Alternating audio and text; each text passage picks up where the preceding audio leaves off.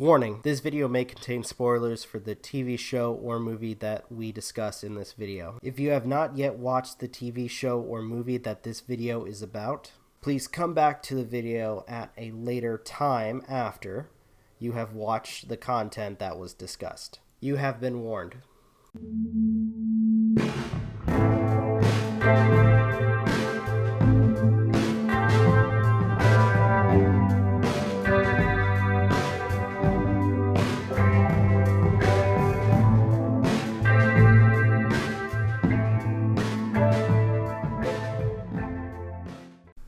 How's it going, everybody? This is Rob of Novakast, back with the last video for the Let's Watch Stranger Things Season 3, and this is Episode 8, the finale, and holy shit. There is a lot to talk about in this. Okay, so first off, the episode starts with them trying to cut out whatever was inside Elle's leg. And right after they were able to take it out, well, at least Elle strains herself to take it out, Hopper, Joyce, the reporter, show up. And afterwards, everybody gets caught up to speed about the Russians, the giant monster, and they all kind of break down into groups. Steven, Robin, Erica, and Dustin go off to Cerebro, his own created radio, to boost the signal so that way everybody can be in constant communication. Joyce, Hopper, and the reporter Merman, I believe, or Bowman. I don't remember. Yeah, it's Murray Bowman. We'll just call him Murray. Joyce, Murray, and Hopper are going down into the facility to shut the machine down. That's caused all this to happen. Whereas the rest of everybody else has to evacuate before the monster shows up. And to some extent, it seems like everything is working out. However, as Nancy and Jonathan are trying to get the vehicle ready to evacuate all the kids, they find out that I think it was like the ignition cable was taken out, and it was actually done by Billy, who was sitting outside of the mall ready to take them out. So they run in and they're pretty much trapped, and without not having enough time to think of a new plan, the creature shows up. And oh my gosh, this thing is terrifying. At some point, and I'm trying to go chronologically, because you have Hopper and them going into the facility, which they had a funny moment with the guard. Well, at first they get down there, Murray is talking about this plan of how it's gonna work, and then they show up. And there's like some soldiers, and he's all like trying to calmly talk to them, but then Hopper takes an AK and shoots them all down, and the dude's like, I had it covered, and Hopper's like, you know what, I got a better idea, we're just gonna take their freaking uniforms and we're just gonna disguise ourselves as them. So to some extent that works, though I don't see how those people could have, not have seen the bullet holes in every single one of their uniforms. Well, whatever. I guess it worked. But anyways, Steve, Robin, Dustin, and Erica, they managed to get to Cerebro and activate it and set up a clear channel to all the radios. and around the same time they get there, they find out that the monster showed up at the mall. And I love this moment with the monster, because it's looking around, and it seems like it's mostly focused, or at the very least it works on sound for the most part. I don't know, because you don't see any eyes on it or anything, unless, it doesn't need it. But it uses something to see them.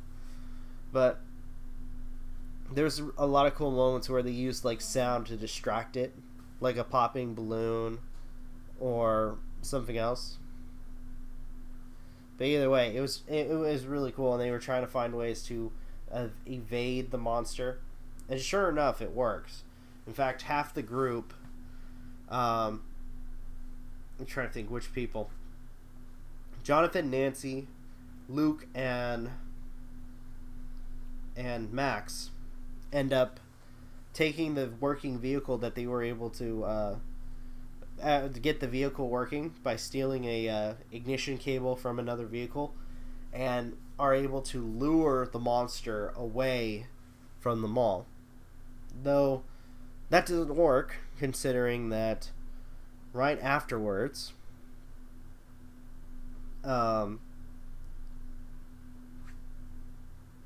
sorry, Max wasn't in. That's right, Max wasn't in the car, so it was just Lucas, Will, Jonathan, and Joyce.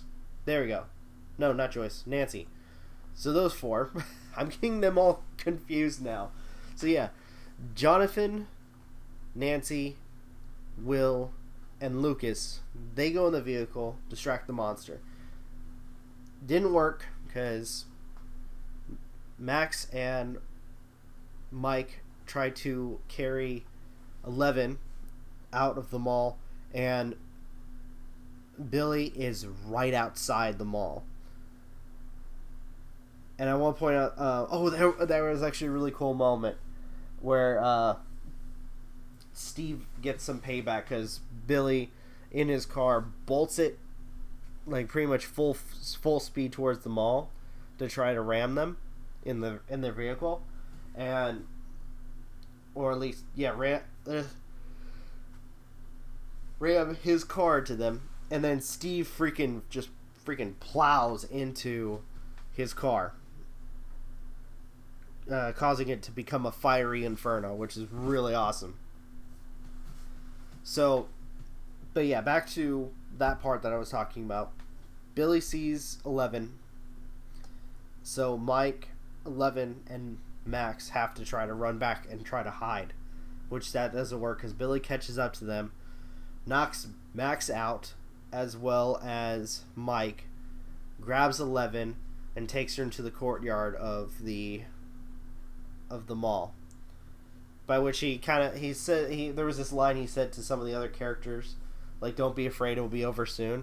He says that to 11, and all of a sudden you see the monster coming down on them, and it all seems like everything is over. Everything's over for 11.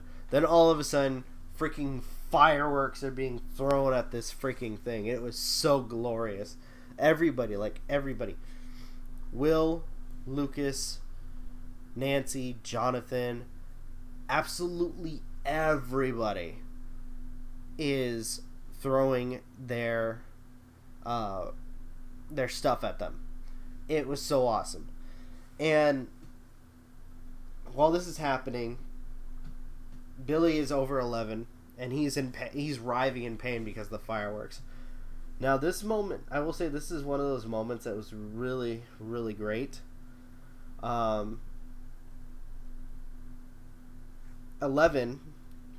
remembering what she saw in Billy's memories, she uses that to try to kind of talk to him, to kind of snap him out of the Mind Flayer's control. And to some extent, it works.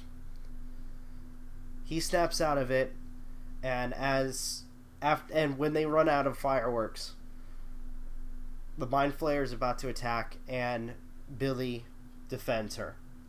Though, at the cost of his own life. Mind Flayer takes all these tendrils and freaking stabs him with like 4 to 5 to 6 freaking tendrils, and then stabs him in the chest, killing him off. Which, you know what? I'm gonna say this. It's always interesting to have this, this one character that's really bad, and you hate him, you don't like him, he's not a very good character, but they have this one character moment that changes their whole, changes your whole perspective of them to some extent. At the very least, they try to do one honorable thing. A perfect example for that is, if you guys have ever watched The Walking Dead, if you guys remember, was it season 2 or 3, you had Daryl's brother Merle, who had one good moment, and it was his last moment, where he saved Rick and everybody by luring a herd of zombies to the governor, because he knew that he was going to try to play cheap on Rick when they did the negotiations. So they were able to get that figured out, and unfortunately, with his plan, it wasn't foolproof. He ended up losing his life. So that's basically what happened with Billy. As much as of a bad person, and you know what, it's understandable of why he's a bad person, because to some extent you feel like he's been abused, either mentally or physically.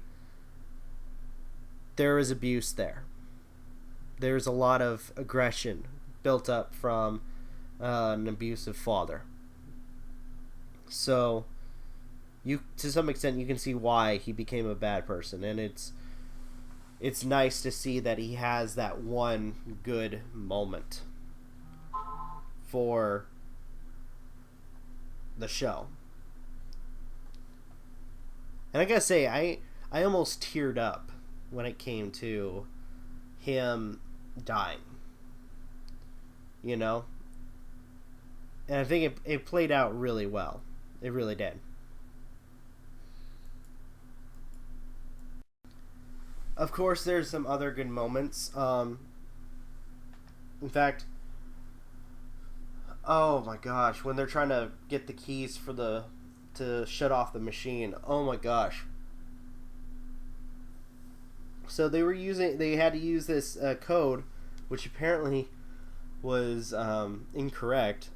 So as a last ditch effort, because it's a number that apparently Dustin's girlfriend calls, or girlfriend knows, he calls his girlfriend, and sure enough, and I love that they were making fun of him this entire time, like, no, this girl can't be real, she's not real. Sure enough, she is. And the way that he gets the code, because she doesn't want to give it to him right away, he sings the song on the radio for the Never-Ending Story.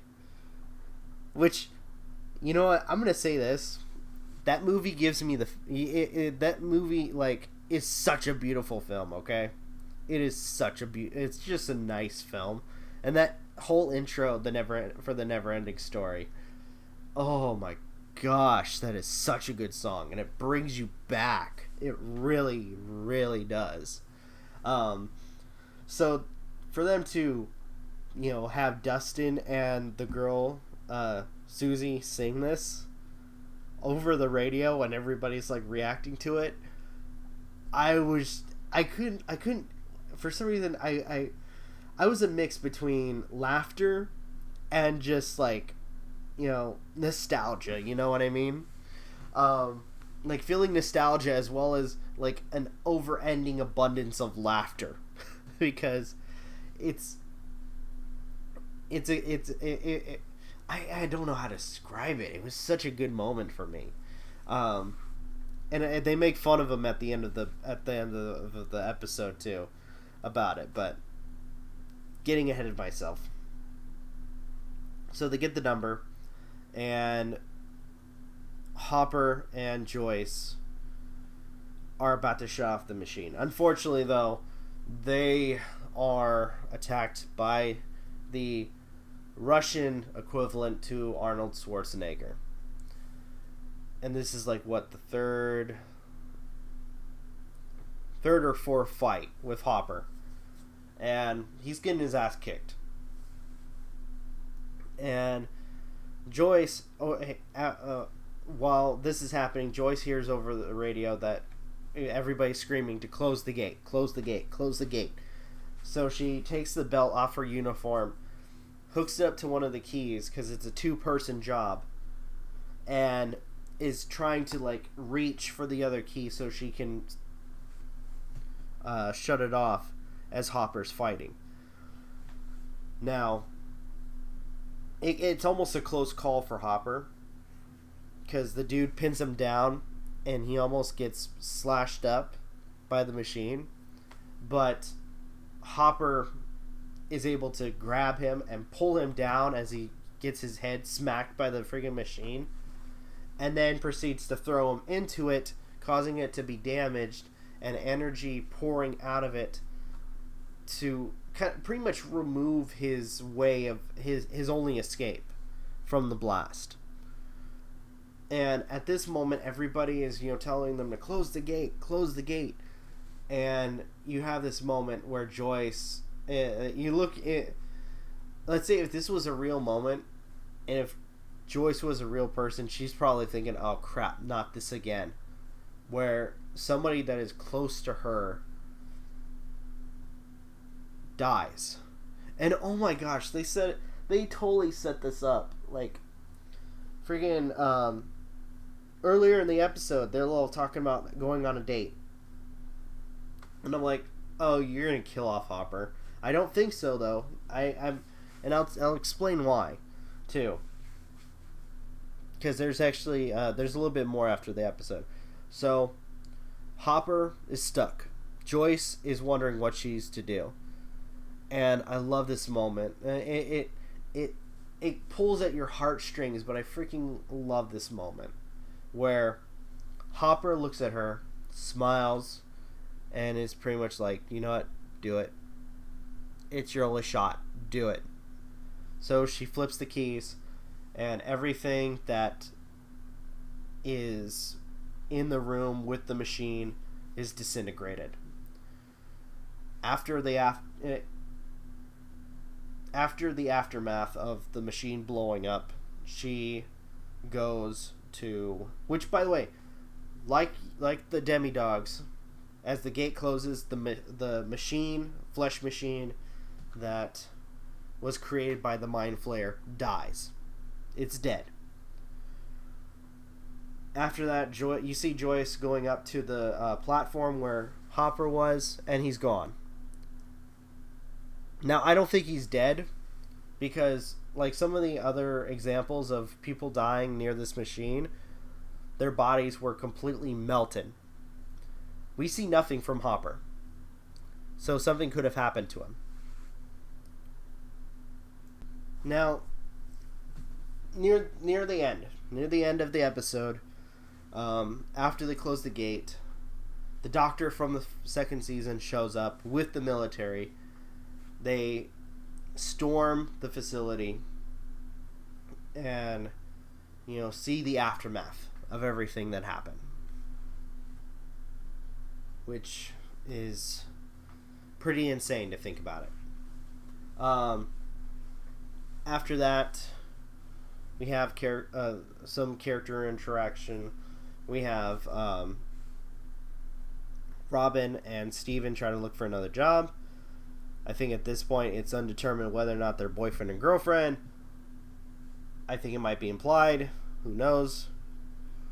I know because they're talking to the one guy, the one guy from the arcade,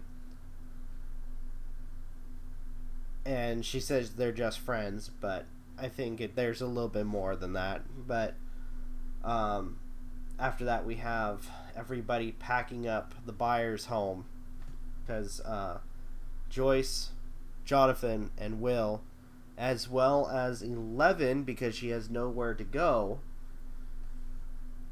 they're all moving out of Hawkins. Which I gotta say is probably really, really sad moment. Especially with something, and this is another like kick you in the groin type of feelings that they kind of pull on you, because Joyce ends up, like, as they're packing, Joyce has a letter, or at least the speech that Hopper was going to give to 11 and Mike, which he never did. And 11 reads it, and oh my gosh, it is probably one of the saddest things to read. It really is. But you know what? I will say, I like Hopper as a character. I don't want him to be dead. And by the end of it, and by the way, 11's powers aren't working too, which is something I should have brought up earlier. Like, she tries moving this teddy bear that's on the top shelf, but she can't. And right now, I think, and this has been such a crazy episode, because 11 can no longer use her powers. Will it be permanent or temporary? Who knows? Maybe over time she'll regain them. But I will say that with this whole thing, like this whole season or like series of events, for her at least, they've took a physical as well as emotional blow to her when it comes to her character. At least that's the way I see it, because she's gone through a lot in this series, as well as the other characters. And I will say it's sad to see, the U-Haul for Joyce, Jonathan, Will, and 11 driving out of Hawkins. It is a very, very sad moment. Now, one last thing I want to talk about before giving my final thoughts, as well as my thoughts in general for this this season, is unlike the last seasons, or actually at the first time for the show, there's an end credit scene, and it's at this Russian base, and you see these two soldiers kind of walking this prison. They're about to pull out a prisoner, but one of them says, no, not the American, which some people, I was looking it up, some people are speculating that it might be Hopper, or it might be, was it Brenner? The evil scientist from the first season. It might be Brenner. Who knows? But they take this prisoner into this cage, and they kind of lift up this hatch, and lo and behold, which I don't see how this is possible because they closed the damn gate, a Demigorgon. A Demigorgon who somehow was able to survive without the hive mind. What the actual hell? So this might change things. I feel like this might change things for future seasons. Who knows? But anywho, I want to give my final thoughts for this season, and I want to say it was an interesting one. It really was. It added more to the lore. added more to the mystery. And I love, I will say that when it comes to the Mind Flayer, even though they tried using analogies to like explain how it works, I don't think we will really know for sure how this thing works. And I love that it's kind of a what's the term for it? It's more of H.P. Lovecraft type of horror or creature, if that makes sense, where we won't actually know for sure what it is, what it wants, and what it will do. At this point, we've only seen glimpses of it and only have seen a taste of its power. So, only time will tell about what this thing can do and what it wants. I mean, obviously it wants to kill everybody. But why? What is its purpose? Well, I do know that there's supposed to be some more seasons. So, only time will tell. But all in all, this season, again, had good moments, had good characters. May they rest in peace. And at this point, an interesting premise on how this whole thing were to continue when it comes to Hawkins, the Upside Down, etc. Okay, I think I'm going to go ahead and end this video here. Thank you guys for watching. Truly appreciate it. If you have anything you'd like to add to the conversation, leave your comments down below. Like, share, subscribe, all that good stuff. If you want to follow us on social media, links are in the description. If you guys want to follow us with more gaming content, Magi, Aden, and MJ do gaming content on Twitch and YouTube. If you guys want to watch any nature walks, Sage does that. It's a ton of fun to watch. If you guys want to watch some of the gaming content or let's watch or review videos that I've been doing, where I either will do let's plays or talk about a movie or TV show that I'm watching, then go check those out. Usually I upload or premiere the videos around midnight, 6 a.m. and noon Pacific time. Once again, that is midnight, 6 a.m. and noon Pacific time. And on Sundays, usually around 6 p.m., we do our podcast.